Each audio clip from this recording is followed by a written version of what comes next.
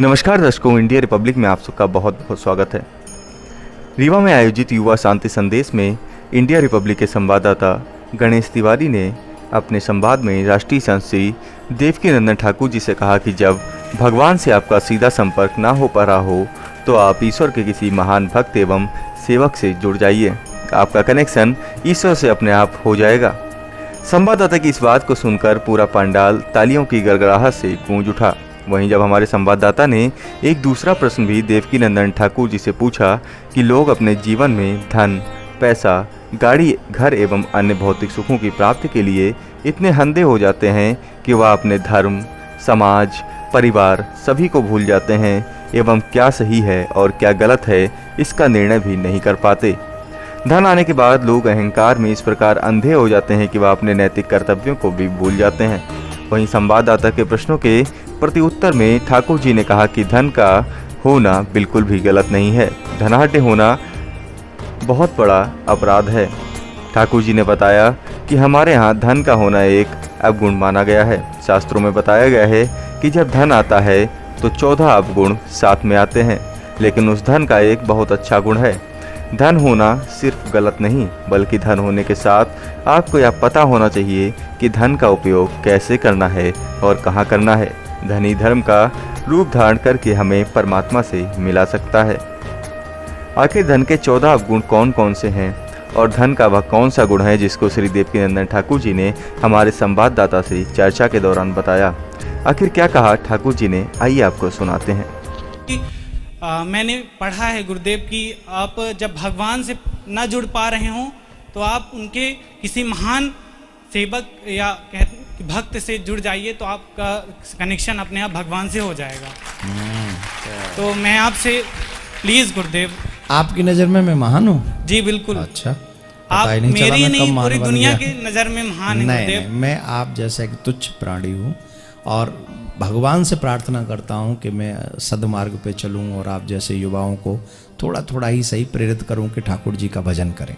और गुरुदेव, मेरा एक प्रश्न ये है कि हम इस जीवन में धन के लिए, यानी कहते हैं पैसा, गाड़ी, मर्सिडीज, ये जो धन के लिए हम इतना ज़्यादा क्यों अंधे हो रहे हैं कि धन कमाने के लिए अपने धर्म को भी भूल रहे हैं और क्या अच्छा है क्या बुरा है वो भी भूल रहे हैं। और अहंकार, कुछ लोग तो, बहुत से लोग ऐसे हैं कि धन पाने के बाद अपने परिवार को, समाज को, सब कुछ भूल जाते हैं।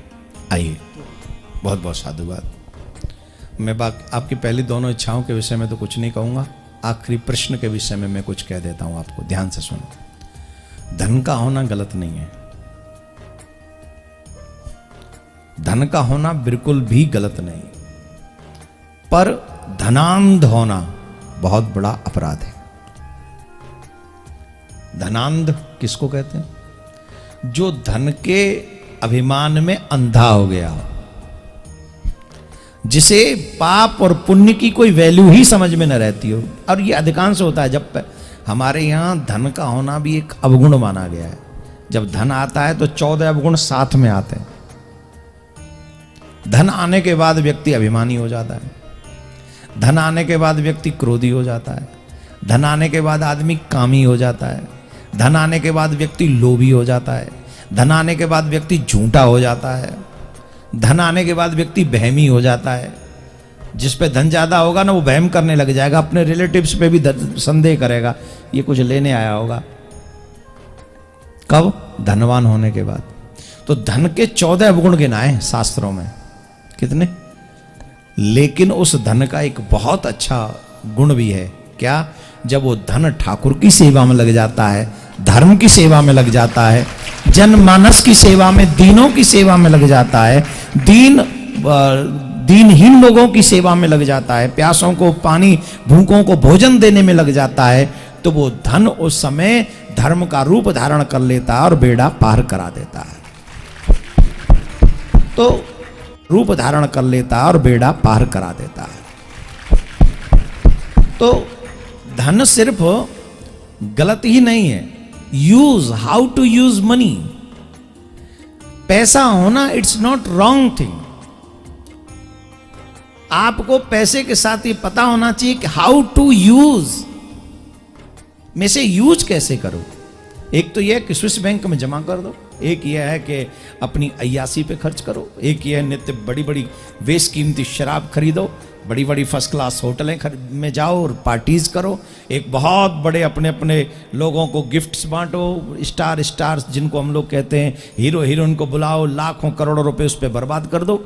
एक यह है कि 10, 20, 50, 100 जितना सामर्थ्य है उन गरीबों की सेवा करो, जिस पे वस्त्र नहीं है उसे वस्त्र दो, जिस पे भोजन नहीं है उसे भोजन दो, जिसके रहने की व्यवस्था नहीं है उसके रहने की व्यवस्था करो, और ऐसे विशाल दिव्य आयोजन कराओ।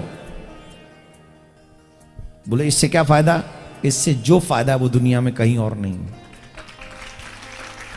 यहां पर हजारों हजारों लोग आकर बैठते हैं, और जब हजारों लोगों को भगवान की कथा सुनाई जाती है, और उन हजारों में से अगर 500 घर के बच्चे भी सुधर जाएं, मात्र 500 बच्चे अगर सदमार्ग पर चल जाएं, तो आप सोचिए कि आपके धन ने कितना बड़ा सदुपयोग करके 500 घरों में दीपक जला दिया। तो हाउ टू यूज इट, ये मोस्ट इंपॉर्टेंट है। तो हम लोग उसका सदुपयोग करें तो धन ही धर्म का रूप धारण करके हमें परमात्मा से मिला देता है। ठीक, राधे राधे। बैठ